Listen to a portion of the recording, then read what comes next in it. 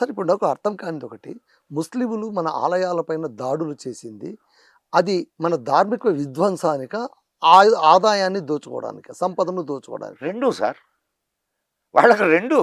ఓ. బుత్పరస్తే అంటారు, ఉమ్, అంటే విగ్రహారాధన. అవును, విగ్రహారాధన వాళ్ళకి ఇది కాదు, కూడదు. ఆ పేరుతో దోచుకోవాలా. ఇక్కడ ఆలయాల్లో విపరీతమైనటువంటి ధనం ఉండేది. అవును, నేను ఇందాక చెప్పాను కదా, సోమనాథ ఆలయం. అవును, సోమనాథ ఆలయాన్ని దోచుకొని 300 ఒంటెల మీద, 300 ఒంటెల మీద సంపదను తీసుకుపోయారు. నేను చెప్పడంలో ఇది చరిత్ర చెప్తుంది. ఉమ్, సార్ ప్రతి ఆలయం, సార్ ఆలయం అనగానే మీరేమనుకుంటున్నారంటే, అంటే ఈరోజు ఆ పరిస్థితి ఏర్పడింది మనకి, పోయి దండం పెట్టుకొని ఏదో అనుకొని వచ్చేస్తాం. ఉమ్, ఆలయం అది కాదు సార్. ఆలయం అనేక పాత్రల్ని పోషించింది భారతదేశంలో. ఆలయం ఒక ధార్మిక కేంద్రం మాత్రమే కాదు, కుటుంబం అంతా కలిసి వెళ్ళేవాళ్ళు. సో ఫ్యామిలీ బైండింగ్ ఉండేది. ఉత్సవాలప్పుడు వాటప్పుడు మొత్తం గ్రామం అంతా కలిసేది. సో సోషల్ బైండింగ్ ఉండేది, అవునా కదా? అవును, ఏదైనా ఉత్సవం జరుగుతుందనుకోండి, ఆ చుట్టుపక్కల జరిగేటటువంటి ఉత్పత్తులన్నీ తీసుకొని వచ్చి అక్కడ అమ్మేవాళ్ళు. సో ఒక ఆర్థిక పరమైనటువంటి సెంటర్ వ్యాపారం జరిగేది. అండ్ దాని ద్వారా విద్య, వైద్యం, కల్చర్, ఎన్ని ప్రోగ్రామ్స్ జరిగాయి. మా చిన్నప్పుడు జరిగాయి సార్. అవును, హరికథలు, బుర్రకథలు, అవును, భరతనాట్యాలు, సంగీత కార్యక్రమాలు. కాబట్టి ఆలయాలంటే కేవలం మొక్కడానికి కాదు, అది ఒక సామాజిక స్థావరం. సార్. సార్ అదో ఆలయాలు భారతదేశంలో ఒక సోషల్ ఇంటిగ్రిటీనే కాదు, నేషనల్ ఇంటిగ్రిటీని కూడా సాధించినాయి.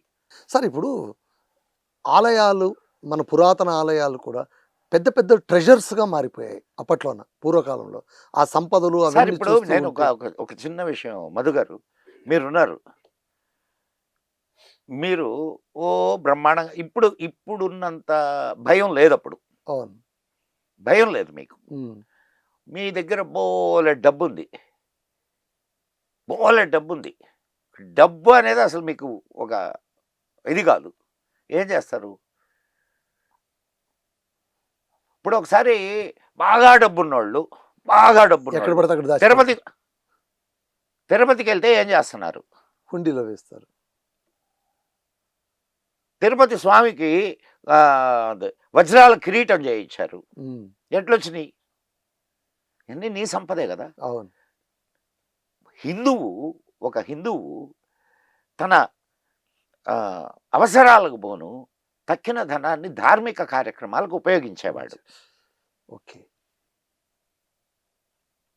లేకపోతే ఇన్ని గుళ్ళు, ఇన్ని గోపురాలు, దాంట్లో అంతంత సంపద ఎక్కడి నుంచి వస్తుంది? సరే ఇప్పుడు మీకు సోమనాథ దేవాలయానికి బంగారు వాకిలి ఉండేది. బంగారు వాకిలే బంగారంతో తయారు చేశారు సార్. దానికి ఆఫ్ఘనిస్తాన్కి తీసుకువెళ్ళడానికి, ఆ వాకిలిని తీసుకువెళ్ళడానికి 4 ఏనుగుల దీన్ని ఏర్పాటు చేసుకున్నాడు వాడు. అంత పక్కాగా దోచుకెళ్ళిపోయారు. ఒకసారి వెళ్ళిరండి మీరు సోమనాథ్ దేవాలయానికి వెళ్ళి, సోమనాథ్ దేవాలయంలో అక్కడ దొరికినటువంటి, అంటే ఆలయ శిల్పాలు ఉన్నాయి, పడగొట్టి భయంకరంగా ధ్వంసం చేసిన శిల్పాలు. కళ్ళ నీళ్లు పడతాయి సార్, కళ్ళ నీళ్లు పడతాయి. నిజంగా ఆనాటి ఆర్కిటెక్చర్ని ఉపయోగించి ఈనాడు ఒక్క ఆలయం కూడా కట్టలేకుండా ఉన్నారు, రాతి ఆలయాలు. సార్ ఈ విషయం మీతో నేను ఖచ్చితంగా కొన్ని అడగాలి. చెప్పండి. నేను ఇక తట్టుకోలేకపోతే. చెప్పండి సార్. సార్ ఇప్పుడు కేరళలో అనంత పద్మనాభ స్వామి ఆలయం, అందులో 6 గదులు ఉంటే 5 గదులు ఆల్రెడీ తెరిచేశారో 6వ గదిని మాత్రం తెరవలేకపోయారు. అది నాగబంధం ఉండడం వల్ల తెరవడానికి వీలు లేదు అనే మాట వినిపిస్తోంది. అందులో ఉన్నటువంటి సంపద ఈ 5 గదుల కంటే రెట్టింపు ఉంది అన్న మాట కూడా వినిపిస్తుంది. ఈ నాగబంధము తెరవడానికి రాకపోవడము ఇలాంటివి ఉంటాయా సార్? ఎందుకుండవు సార్? ఉమ్, ఎందుకుండవు చెప్పండి? ఉమ్, ఒక ఒక సిస్టమ్ ప్రివేల్ అయింది సార్. ఉమ్, ఆ సిస్టమ్ నీకు తెలియదు అంతే. ఓకే. ఇప్పుడు తెలియనంత మాత్రాన మనకు లేదు అని చెప్పడానికి లేదు. ఉమ్, ఇప్పుడు అక్కడ రాజులు ఎట్లా ప్రవర్తించేవాళ్ళో తెలుసా మీకు? ఏది కేరళ ట్రావెన్కోర్ ట్రావెన్కోర్ అవును. ట్రావెన్కోర్ రాజులు ఉమ్, ఆ దేవాలయంలోకి వెళ్ళి బయటకు వచ్చేటప్పుడు కాళ్ళు కడుక్కొని బయటకు వచ్చేవాళ్ళు. ఓ అంటే ఆ దేవాలయంలో ఉండేటటువంటి ఇసుక కూడా మేము బయటకు తీసుకురాకూడదు. ఓహో, అంత ధార్మిక నిబద్ధత. అంత ట్రావెన్కోర్ రాజులు స్వామి పేరు మీదనే రాజ్యం చేసేవాళ్ళు. ఉమ్, ఇక్కడ ఒకటి గుర్తుపెట్టుకోండి, రాజు ధర్మానికి బద్ధుడు. ఇక్కడ రాజుని చేసేటప్పుడు, రాజుకి పట్టాభిషేకం చేసేటప్పుడు గురువు గారు బెత్తంతో కొడతారు తెలుసా మీకు? ఓ ఎందుకు సార్ అలా? ధర్మాన్ని, నేను ధర్మానికి బద్ధుణ్ణి ఉమ్, అండ్ ధర్మాన్ని ఆచరిస్తాను, నేను ధర్మంగా పరిపాలిస్తాను అని కూర్చుంటాడు. ఓత్ టేకింగ్ అది. ఓ. మరి ఈ దేశంలో రాజులు దుర్మార్గులు, మనకి దోచుకోవడానికి వచ్చినటువంటి తురకలు మాత్రం గొప్ప సంస్కృతిని మనకి ఇచ్చారు. నేను అప్పుడప్పుడు వింటుంటా, ఏమి ఇచ్చారయ్యా వాళ్ళు అంటే, బిర్యానీ ఇచ్చారు కదండి.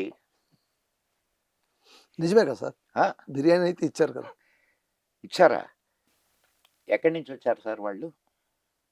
ఎక్కడి నుంచి వచ్చారు చెప్పండి నాకు కొంచెం. ఉమ్, చెప్పండి సార్. ఎడారి ప్రాంతాల నుంచి వచ్చారు. అవును ఎడారిలో బియ్యం పండుతాయా? అవును కదా, ఆ? పండవు కదా సార్. పండవు కదా. పోనీ సుగంధ ద్రవ్యాలు పండుతాయా? ఆహా, బిర్యానీ దేంతో అవకాశం తయారు లేదు. చేస్తారు? బియ్యముతోను సుగంధ ద్రవ్యాలు ఇవన్నీ వాడే కదా వాడేది. అంటే ఇండియాలోనే అది చేసింది, పేరు వాళ్ళు కొట్టేశారు. ఇప్పుడు నేను చెప్పింది కరెక్టా కాదా?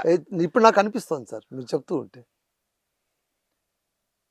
అదేదో ఎక్కడి నుంచో మనం ఇంపోర్ట్ చేసుకున్నట్టు మన ఫీలింగు. ఉమ్, సార్ వాళ్ళకి తినడానికి తిండి లేక ఇక దోపిడీకి వచ్చారు సార్. ఈ దేశాన్ని దోచుకోవడానికి వచ్చారు, తినడానికి తిండి. ఈ రోజు కూడా నువ్వు బియ్యం ఆపేస్తే నీళ్ళకి చస్తారు. ఇప్పుడు బంగ్లాదేశ్ పరిస్థితి ఏంది, పాకిస్తాన్ పరిస్థితి ఏంది? మొన్న ఒక సమయంలో ఇక్కడి నుంచి ఉత్పత్తుల్ని పంపించడం ఆపేశారు ఉమ్, మా గవర్నమెంట్. మళ్ళా కాళ్ళబేరానికి వచ్చి బాబు